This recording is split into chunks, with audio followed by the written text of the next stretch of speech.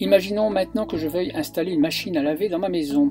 Je vais la brancher sur la prise de courant. Vous savez qu'ici, on ne la branche pas directement dans la prise, mais sur le pourtour, mais cela revient au même pour cette simulation.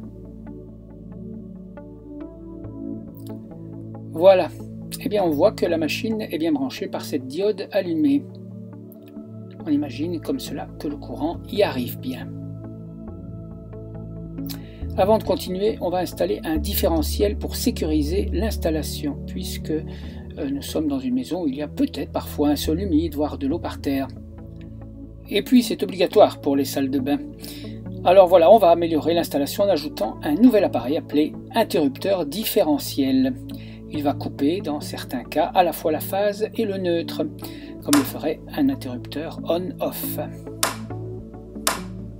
Voilà, là il est sur off et il y a un petit testeur ici. Voilà, on va l'installer et couper le circuit pour commencer. Et on ne va plus aller directement du tableau vers la prise, mais on va passer d'abord par le différentiel, un interrupteur automatique un peu spécial.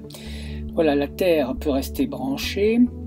On ajoute quelques fils pour reconnecter à travers ce différentiel la prise de courant.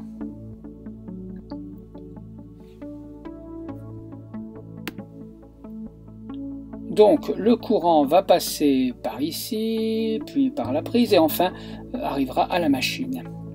On allume l'interrupteur, le courant devrait circuler. Non, puisque le différentiel est sur off.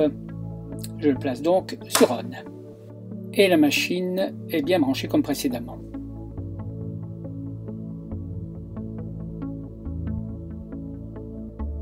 Imaginons maintenant que dans la machine à laver, la phase soit en contact parce qu'il y a un problème à l'intérieur de la machine, un problème technique à la carcasse métallique de la machine. Je vais représenter cette situation par un fil blanc entre la phase et la carcasse. Regardez ce qui va se passer. Hop. Au niveau de l'interrupteur, pouf, l'interrupteur vient de couper le circuit et il n'y a plus de courant qui arrive à la machine. On voit que la carcasse est reliée à la terre. Je vais refaire l'expérience.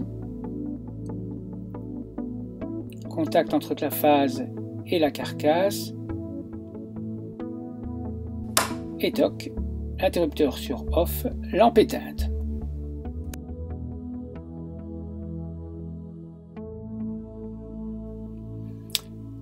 Imaginons maintenant qu'il n'y a pas de liaison à la terre pour la machine à laver. Dans ce cas-là, si je relie la phase à la carcasse, comme cette dernière n'est pas reliée à la masse, il n'y a aucune interruption du courant par le différentiel. Et voici notre personnage là, qui arrive, il va toucher la carcasse de la machine. Il ne se passe rien. Mais néanmoins, sa main est en contact avec la phase. S'il touche un radiateur par exemple, ou un appareil relié à la terre, voilà ce qui risque de se produire. Il vient de prendre un choc électrique, mais le système différentiel a très vite sauté. Réenclenchons le différentiel et désormais imaginons qu'il marche pieds nus sur une surface conductrice de courant, par exemple un sol humide. Que va-t-il se passer? Eh bien, regardez bien le disjoncteur et le cœur du gars. Hop! Choc électrique. Le différentiel a coupé le circuit rapidement, il n'a pas reçu une électrocution permanente, le monsieur, il devrait donc être encore vivant.